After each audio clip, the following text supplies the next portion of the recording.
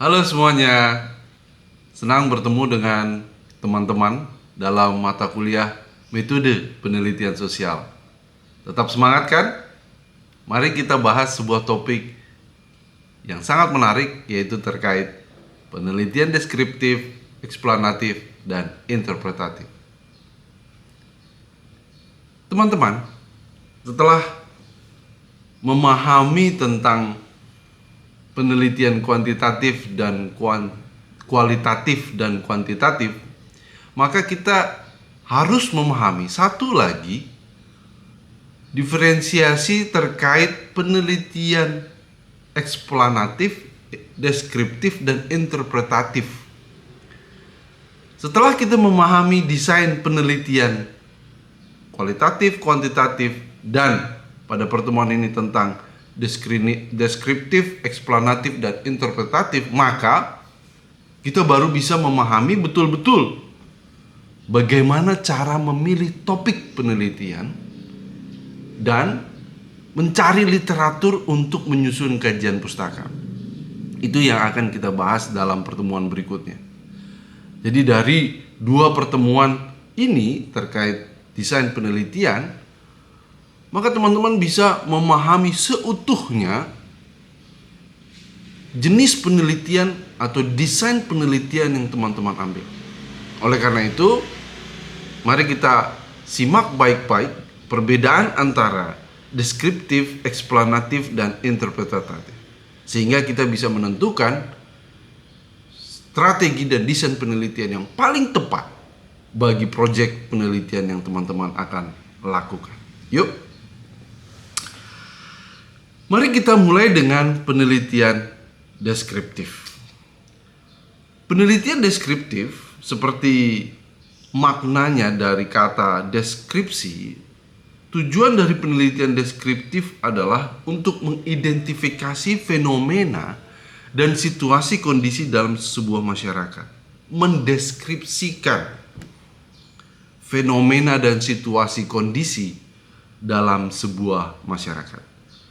Ada 3 ciri karakteristik penelitian deskriptif.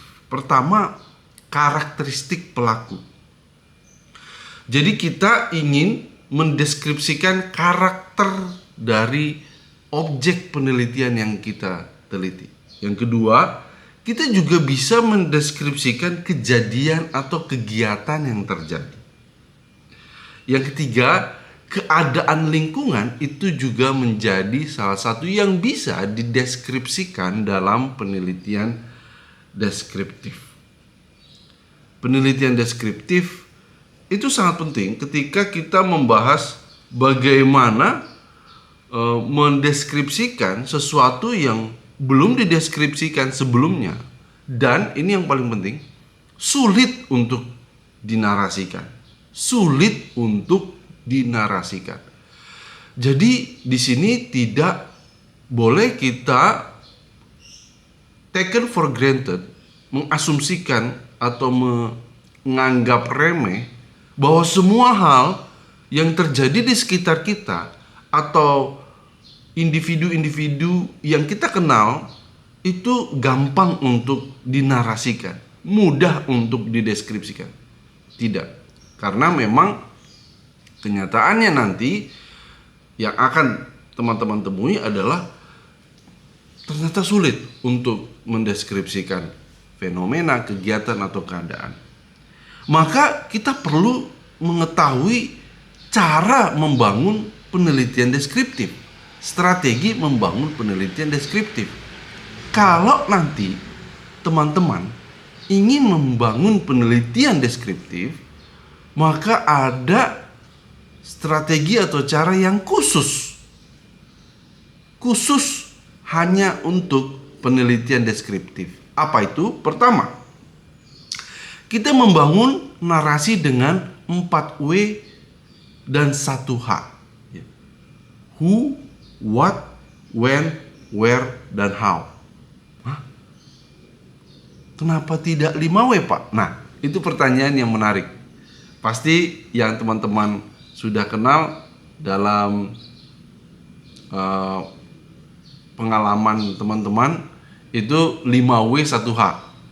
Ini saya katakan 4W 1H. Who, what, when, where, how. Nah lo, apa yang satu kurang? Ada satu W yang kurang. Apa itu? Why. Kenapa tidak ada why di sini? Karena why itu nanti akan ditempatkan dalam penelitian eksplanatif.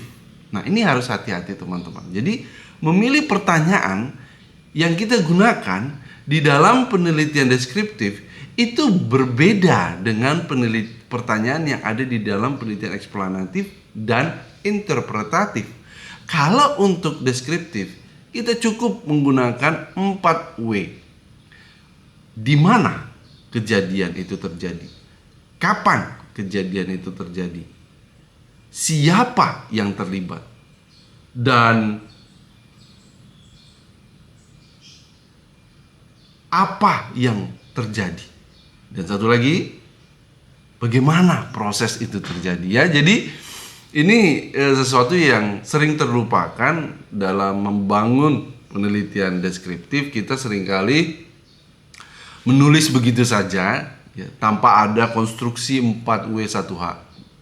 Nulis aja gitu. No. Ini berbeda dengan novel. Ya, kalau kita menulis novel atau diary, itu bagaimana menstimulasi tangan kita menulis begitu mengalir seperti sungai, ya, tanpa ada konstruksi pertanyaan. Di dalam penelitian deskriptif, kita tidak bisa mengalir begitu saja karena harus ada saringannya. Saringannya apa? 4W 1H. Ya. Who, what, when, where, and how. Siapa? Apa yang terjadi? Kapan itu terjadi? Di mana? Dan bagaimana prosesnya? Hati-hati juga kita tidak menjawab pertanyaan mengapa. Kalau kita bertanya mengapa, ini akan berujung pada penelitian eksplanatif dan interpretatif. Itu yang pertama. Cara membangun narasi dalam penelitian deskriptif adalah yang kedua, membangun kronologi. Jadi kita menuliskan timeline dan menggambarkan apa yang terjadi di titik waktu yang sudah dilalui. Saya kira ini fokusnya pada when, ya, kapan, ya, dan dari kata kapan itu dibangun apa yang terjadi, siapa yang ada di situ, di mana itu terjadi. Jadi kalau kita membangun kronologi, fokusnya di when, baru nanti fokus ke 4 pertanyaan berikutnya. Ya, jadi teman-teman bisa lihat ya bahwa 4W 1H itu powerful. Ya, jangan menganggap remeh rumus 4W 1H. Kalau kita bisa menggambarkan 4W 1H itu akan powerful. Ini mohon teman-teman diingat juga di dalam nanti pembahasan tentang memilih topik penelitian. Karena di dalam pemilihan topik penelitian itu kita juga membahas bagaimana membangun sebuah masalah. Nah, ketika membangun sebuah masalah, 4W 1H menjadi sesuatu yang powerful untuk digunakan. Oke? Yang kedua, ketika kita bicara mengenai penelitian deskriptif adalah bagaimana kita mengumpulkan datanya. Ada 3 yang dicatat di sini. Yang pertama adalah observasi, yang kedua adalah wawancara, yang ketiga adalah survei. Ya. Kalau di luar dari metode ini boleh Pak? Boleh. Jadi ini tidak membatasi teman-teman di dalam memilih metode pengumpulan data. Nah, di sini ada salah satu contoh penelitian deskriptif. Sebagai contoh, ada sebuah penelitian dengan topik penggunaan batu bara sebagai sumber energi murah bagi Indonesia dan pembangunan pembangkit listrik tenaga uap sebagai solusi penyediaan krisis listrik di Indonesia. Jadi kita mendeskripsikan sekali lagi 4W 1H. Pertama, siapa yang menetapkan batu bara sebagai sumber energi murah? Nah, itu nanti mungkin kita berbicara tentang kebijakan pemerintah ya. Yang kedua, kita bicara mengenai apa. Nah, ini sudah jelas, judulnya menjelaskan topik yaitu terkait batu bara, energi murah, dan pembangkit listrik tenaga uap dan krisis listrik. Apanya sudah terlihat. When? Kapan? Nah, ini belum, di dalam judul belum terlihat. Ini nanti kita harus perlu dalami mengenai kapan kapan penggunaan batu bara ini. Ya, tentu dalam melakukan penelitian seharusnya sudah terjadi, sudah sifatnya lampau, sehingga kita perlu mendeskripsikan kapan terjadinya penggunaan batu bara ini. Kemudian di mana? Ya, sepertinya Indonesia sudah jelas. Tapi begini teman-teman, ketika kita membahas 4W1H, maka pasti ada penekanan atau prioritas pertanyaan yang kita punya. Misalnya begini, sebagai seorang analis ekonomi politik internasional, maka kita akan menekankan mengenai apanya. Apanya yaitu terkait krisis listrik, what-nya, dan how-nya. Nah, bagaimana dengan, kenapa kita memfokuskan what dan how? Karena kita sebagai analis ekonomi politik akan memperlihatkan mengenai, karena kita ahli tentang mendeskripsikan krisis ekonomi politik internasional, kita juga punya banyak penekanan di dalam membahas tentang batu bara dan energi murahnya. Itu kita punya penekanan. Kemudian bagaimana dengan 3 pertanyaan yang lain, Pak? Harus tetap dijawab. Tetapi kita sebagai peneliti punya hak, punya otoritas untuk menekankan, memprioritaskan pertanyaan-pertanyaan tertentu, karena memang disitulah keahlian dan kemampuan yang lebih yang kita miliki. Jadi tidak semuanya, 5-5-nya harus kita jawab secara detail. No, at all, no. Karena sekali lagi, ya, data-data yang dibangun itu akan mencerminkan siapa kita, identitas kita. Sebagai analis hubungan internasional, kita pasti akan lebih fokus pada diplomasi, situasi, dan situasi yang terjadi. Itu semua sekali lagi sifatnya subjektif, dan itu yang akan mencerminkan sekali lagi identitas peneliti. Di mana penekanan yang kita lihat di situ. Baik, jadi yang pasti kita harus menjelaskan 4W1H itu harus, dan bagaimana penekanan dan prioritas yang kita miliki dari 4W1H itu. Oke ya, terima jelas. Oke. Nah, tetapi teman-teman, deskriptif itu tidak sesederhana itu, karena ternyata deskriptif itu ada deskriptif tebal dan deskriptif tipis. Apa itu deskriptif tebal dan deskriptif tipis? Dalam deskriptif etnografi kita mengenal ada 2 deskripsi, yaitu deskripsi tipis dan deskripsi tebal.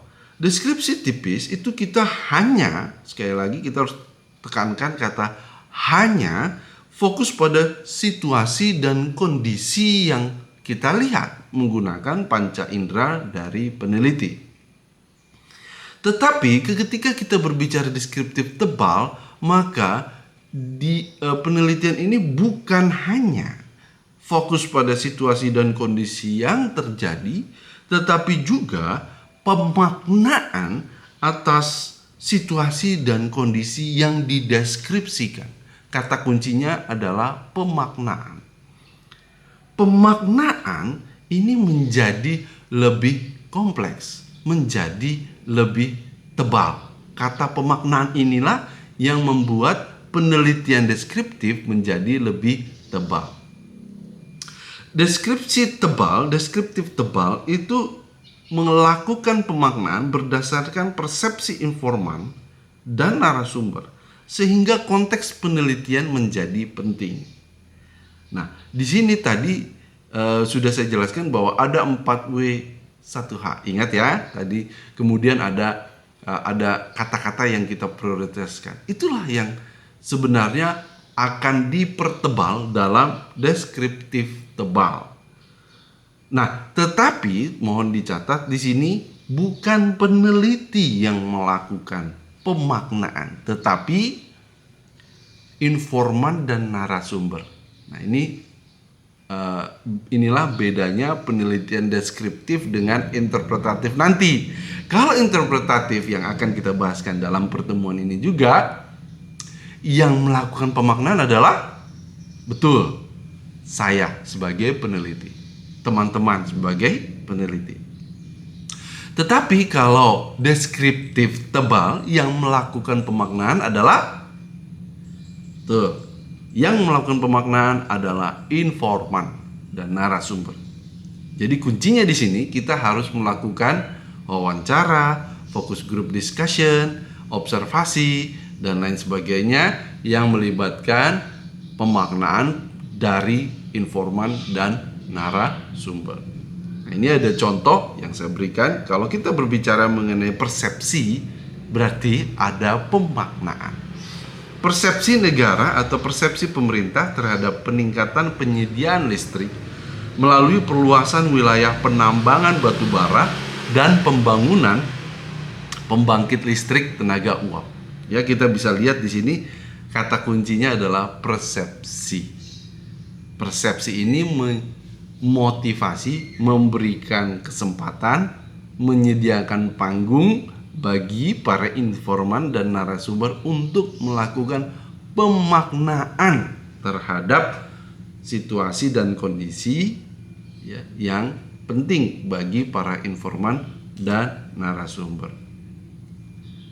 Jelas ya bedanya antara deskriptif tebal dan deskriptif tipis. Nah, sekarang kita masuk ke dalam kelebihan penelitian deskriptif. Artinya teman-teman kalau memang mau memutuskan untuk menggunakan desain penelitian deskriptif, maka teman-teman sudah tahu ini loh kelebihan-kelebihannya. Pertama, pengumpulan data dengan berbagai metode yang dapat digabungkan. Artinya teman-teman tidak harus hanya dengan satu metode data, tetapi bisa menggabungkan metode data yang berbeda-beda. Satu. Yang kedua, komprehensif. Kenapa? Karena kita tujuannya mendeskripsikan. Jadi semua bisa tercover kecuali satu tadi ya, why. Kata why-nya itu yang masih belum dibahas secara detail. Di mana nanti dibahas? Di penelitian interpretatif atau eksplanatif. Thank you. Yang ketiga, datanya berkualitas tinggi. Artinya kita memperoleh data-data itu dengan sebuah prosedur yang cukup ketat, ada catatan-catatan yang kita punya secara tertulis, dan ini yang paling penting, narasumbernya itu berkompeten, informannya yang paling mengetahui situasi. Ya dong, bagi contoh, kalau misalnya kita ingin mendeskripsikan sebuah kecelakaan yang terjadi di jalan raya, tentu kita harus mewawancarai narasumber atau informan yang melihat kecelakaan itu, saksi mata dari kejadian itu, sehingga data itu menjadi data yang berkualitas tinggi. Ya, nggak mungkin dong kita mewawancarai orang yang lagi tidur terkait kecelakaan itu, kan menjadi susah ya, pekerjaan yang sangat sulit bagi informan tersebut. Tetapi kalau bicara tentang kecelakaan dan diwawancari saksi matanya, maka bagi informan itu jadi tugas yang mudah dan datanya menjadi data yang berkualitas tinggi. Yang keempat, pelaksanaan penelitian dengan waktu yang cepat dan berbiaya terjangkau. Nah, ini nih pasti penting banget nih buat teman-teman yang, Pak, biayanya pas-pasan nih dan kita dikejar target, Pak. Nah, deskriptif itu bisa menjadi salah satu solusi, gitu ya. Dan yang terakhir, menjadi basis pengambilan kebijakan. Kadang-kadang kita tidak tahu apa yang terjadi sehingga kita tidak tahu apa yang harus dilakukan. Nah, dengan adanya penelitian deskriptif, kita tahu persis apa yang terjadi meskipun ada satu kata yang hilang yaitu why-nya. Tetapi kita sudah bisa paling tidak merancang, itu yang penting, merancang kebijakan tersebut. Akan lebih baik kita sudah punya penelitian deskriptif dan dilanjutkan dengan penelitian eksplanatif sehingga gambaran situasi yang kita punya utuh dan jelas gitu. Sehingga kebijakan yang dibuat itu jadi kebijakan yang efektif karena tepat sasaran. Itu ya teman-teman, penelitian deskriptif. Mudah-mudahan jelas. Dan sekarang kita akan pindah ke penelitian eksplanatif. Sekarang kita masuk ke dalam penelitian eksplanatif. Langsung saja. Karakteristik pertama penelitian eksplanatif adalah menjawab pertanyaan why. Tuh, pertanyaan why. Mengapa? Kita pasti punya banyak pertanyaan mengapa. Mengapa Presiden Susilo Bambang Yudhoyono terpilih sebagai Presiden Republik Indonesia? Why? Mengapa terjadi perang Rusia dan Ukraina? Why? Mengapa Amerika Serikat keluar dari perjanjian Paris dalam kepemimpinan Donald Trump? Why? Jadi kalau kita sudah punya pertanyaan why, maka hanya ada dua pilihan, penelitian eksplanatif atau penelitian interpretatif. Tapi sih biasanya penelitian eksplanatif ujung-ujungnya. Nah, untuk menjawab pertanyaan why, maka kita membutuhkan satu senjata yang harus kita miliki dengan sangat kuat. Senjata yang sangat terkenal, yaitu yang kita kenal dengan kata teori. Teori menjadi sangat penting karena teori itu mau kita pakai untuk menjawab pertanyaan why. Nah, teori ini tidak boleh berdiri sendiri, dia harus didukung oleh konsep. Nanti kalau kita belajar tentang teori ya, itu teori pasti akan ada konsepnya. Kalau kita bicara teori itu dibangun oleh konsep. Jadi kalau kita udah punya teori, sudah pasti ada konsepnya. Jadi kalau kita ingin menjawab pertanyaan why, ya harus hukumnya, wajib hukumnya kita harus punya teori. Karena teori itu yang akan menjelaskan why-nya. Tinggal pertanyaannya, teorinya pasti ada banyak toh. Nah, teori yang mana yang mau teman-teman pilih, itulah yang harus didiskusikan dengan mentor penelitian teman-teman. Teori itu akan memiliki konsep atau variabel. Dan variabel itu ada variabel dependen dan independen. Variabel dependen adalah variabel konsekuen, variabel output. Variabel independen adalah variabel stimulus atau variabel yang mempengaruhi. Jadi variabel independen mempengaruhi hasil dari variabel dependen. Yuk kita pakai contoh Donald Trump, Partai Republik, dan keluar dari Paris Agreement. Amerika Serikat keluar dari Paris Agreement. Ayo, mana yang dependen, mana yang independen? Ayo, sekali lagi ya. Amerika Serikat keluar dari Paris Agreement dan Amerika Serikat dipimpin oleh Donald Trump. Mana yang menjadi variabel dependen, mana yang menjadi variabel independen? Oke, kita coba ya, kita lihat. Ketika Amerika Serikat di bawah kepemimpinan Barack Obama masuk ke Paris Agreement dan keluar dari Paris Agreement di bawah kepemimpinan Donald Trump, maka kita lihat bahwa partai politik atau presiden Amerika Serikat lah yang menjadi penentu apakah Amerika Serikat masuk atau keluar dalam sebuah perjanjian internasional yang dalam hal ini kita ambil yaitu Paris Agreement. Jadi variabel dependennya adalah presiden Amerika Serikat atau boleh juga partai politik, dan variabel dependennya adalah perjanjian internasional ya, perjanjian internasional atau hukum internasional yang Amerika Serikat mau laksanakan.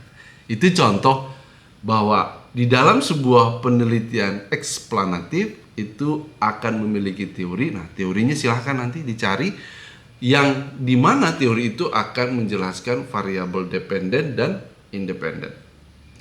Di sini juga ada contoh orang kaya memiliki tingkat pendidikan yang tinggi. Orang kaya memiliki tingkat pendidikan yang tinggi, berarti kekayaan menjadi variabel independen dan tingkat pendidikan menjadi variabel dependen. Kekayaan mempengaruhi tingkat pendidikan. Gampang bukan? Nanti kita akan terus melakukan latihan dan simulasi terkait penelitian eksplanatif ini. Nah, satu catatan yang penting teman-teman, bahwa tidak semudah itu menjelaskan tentang variabel dependen dan variabel independen. Karena ternyata ada yang namanya stokastik. Nah, yuk kita dalami. Dalam ilmu alam dan ilmu fisika yang mengikuti kaidah deterministik di mana terjadi hubungan sebab akibat, itu memiliki kepastian penuh 100%. Tetapi itu yang 100% saya kira ada di dalam ilmu alam, ilmu fisika. Tetapi ketika kita berbicara mengenai ilmu sosial, enggak seperti itu. Karena ada yang namanya kaidah stokastik atau tendensial, di mana hubungan sebab akibat memiliki kecenderungan hasil. Saya kira harus digarisbawahi kata kecenderungan. Artinya kalau kita bicara kecenderungan, ada anomali yang bisa saja terjadi. Sekali lagi, kalau kita bicara kecenderungan, berarti belum tentu semuanya, tidak 100% akan mengikuti hasil.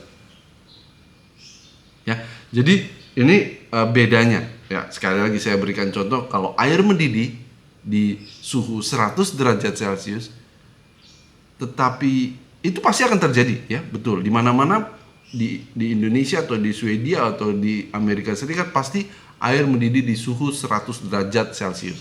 Tetapi ketika kita berbicara ilmu sosial, nah, kecenderungannya itu mengikuti hasil, tetapi belum tentu semuanya sama seperti itu. Nanti kita ambil contoh. Kecenderungan stokastik terjadi karena pengaruh tempat, waktu dari fenomena dan situasi yang diteliti. Jadi kita harus berhati-hati kalau kita melakukan penelitian eksplanatif dalam ilmu sosial. Itu yang catatannya sebenarnya dari ini.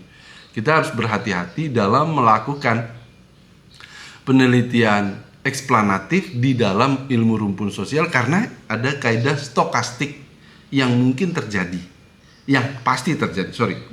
Pasti terjadi.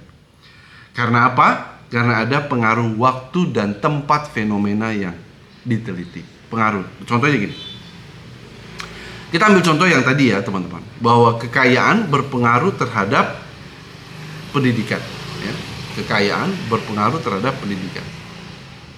Di mana-mana biasanya seperti itu. Kekayaan berpengaruh terhadap pendidikan. Tetapi, nah, ada contoh di Kuba, negara miskin, tetapi bisa memiliki tingkat pendidikan yang sangat baik. Bahkan dari catatan yang saya miliki, lebih baik daripada Amerika Serikat. Nah, ini artinya ada tadi pengaruh waktu dan tempat. Jadi ketika kita bicara Kuba, itu ternyata berbeda. Atau pengaruh waktu. Ya, ada satu waktu di mana generasi yang miskin atau generasi yang kekurangan justru memiliki tingkat pendidikan yang luar biasa karena kerja keras, karena ada kesempatan yang diberikan oleh negara, ada beasiswa dan lain sebagainya, sehingga kekayaan tidak berujung pada pendidikan. Karena banyak yang tidak kaya tetapi justru memiliki kualitas pendidikan yang luar biasa. Sehingga kesimpulannya teman-teman, penentuan konteks dan kronologi penelitian menjadi sangat-sangat penting dalam penelitian rumpun ilmu sosial, di mana dan kapan itu menjadi penting dalam penelitian rumpun ilmu sosial, ya.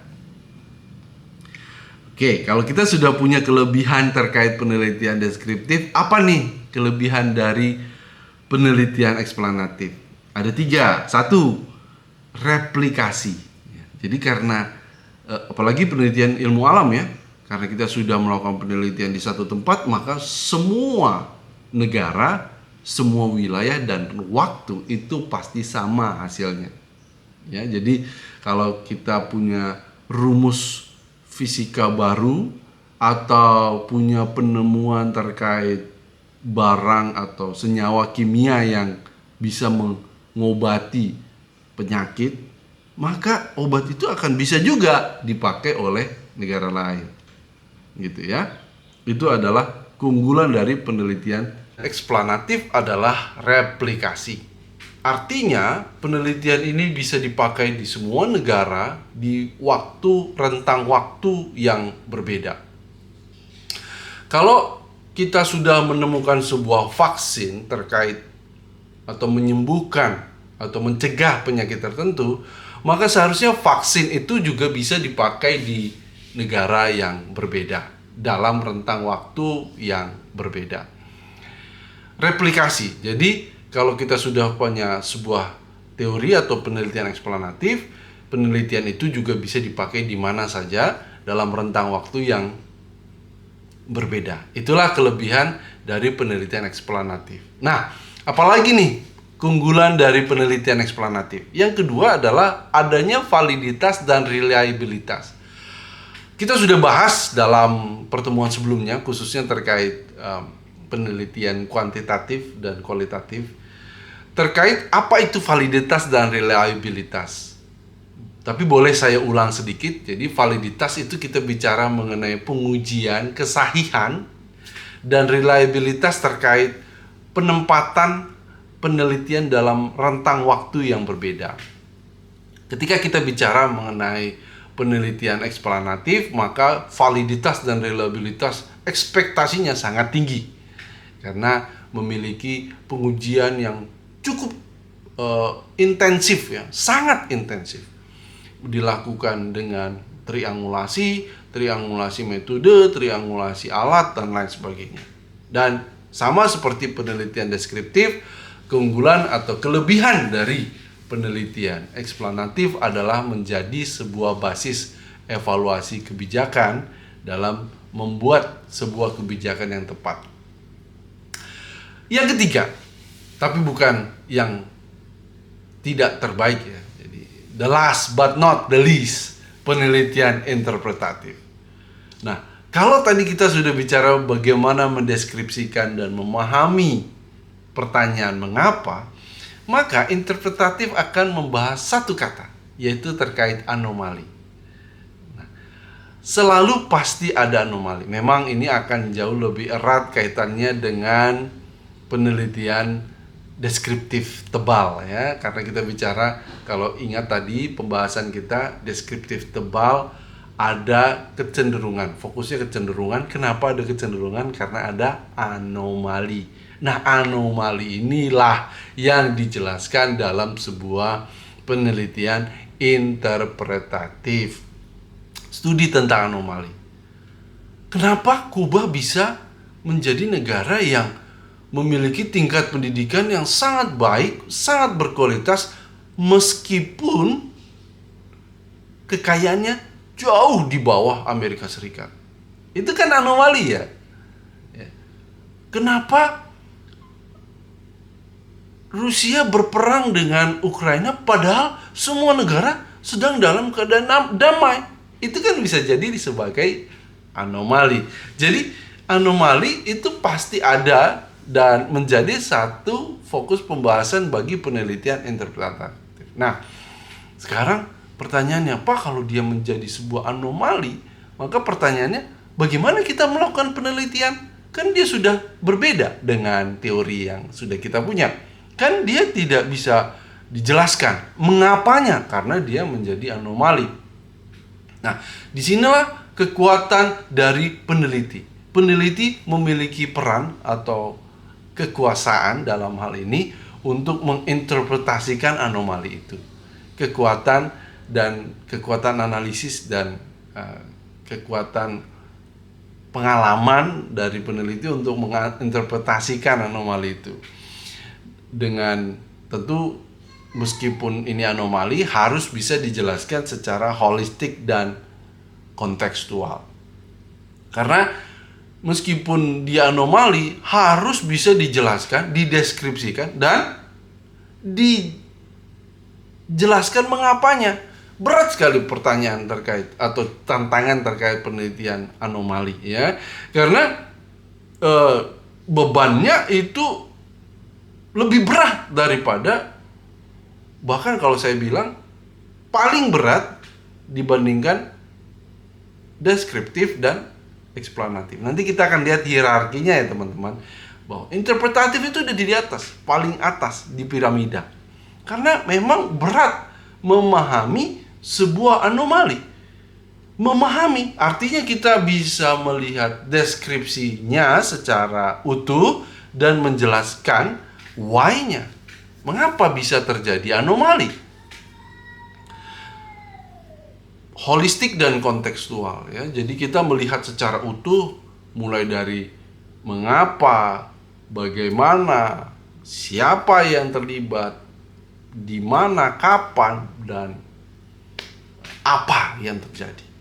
Holistik dan kontekstual. Kenapa kontekstual? Karena itu tidak terjadi di mana-mana. Kan ceritanya kelainan ya, anomali. Kalau anomali itu kan nggak semua tempat terjadi dan tidak semua waktu terjadi. Jadi dia harus ditempatkan dalam waktu dan tempat yang spesifik yang harus dijelaskan oleh kita. Ya, ini menjadi penting penekanan waktu dan tempat dalam penelitian anomali. Ada dua bentuk penelitian interpretatif. Yang pertama adalah fenomenological. Dalam penekanannya ada dari kata fenomena. Kita menjelaskan fenomena berdasarkan persepsi narasumber dan informan. Dan yang kedua adalah hermeneutika. Hermeneutik artinya berasal dari kata makna ya, pemaknaan situasi ya, pemaknaan terhadap situasi yang terjadi. Nah, di sini ada contoh, misalnya demonstrasi masyarakat terhadap polusi udara. Wah, kok anomali? Iya, karena kita bicara bahwa tidak semua tempat terjadi demonstrasi, gitu ya, kira-kira. Bahwa semua tempat fine-fine aja, tapi ternyata ada demonstrasi dan demonstrasinya akibat polusi udara yang diakibatkan oleh penambangan batu bara dan pembangkit listrik tenaga uap serta emisi karbon yang seharusnya tidak ada sesuai dengan perjanjian Paris. Jadi kita lihat ada satu kasus spesifik yang tidak terjadi di berbagai tempat yang terkait dengan sebuah masalah. Itu dalam hal ini bisa bicara tentang demonstrasi. Pak, berikan lagi dong contoh terkait anomali-anomali yang mungkin bisa kita teliti. Oh, banyak. Misalnya, ketika kita berbicara kejahatan misalnya, ya, ada satu kejahatan yang luar biasa, eksklusif yang ada di Indonesia. Misalnya yang sudah kita bahas yang kita baca di berita ya, berita tentang seorang polisi yang menembak anak buahnya sendiri gitu ya, dan menjadi satu perhatian satu negara, Indonesia gitu ya. Nah, ini anomali gitu karena tidak terjadi di negara-negara lain dan rentang waktu yang berbeda. Tidak terjadi 10 tahun yang lalu atau 20 tahun yang lalu kasus seperti ini gitu ya, atau situasi yang seperti ini. Anomali. Jadi anomali itu banyak terjadi dan saya yakin teman-teman juga sudah sering melihat anomali. Nah, apa kehebatan keunggulan dari penelitian interpretatif? Yang pertama, cocok untuk mengeksplorasi alasan tersembunyi di balik proses sosial yang kompleks, saling terkait dan multifaset seperti negosiasi rahasia antar negara. Rahasia itu kan nggak boleh disebarluaskan. Rahasia itu kan berkaitan dengan sesuatu yang tidak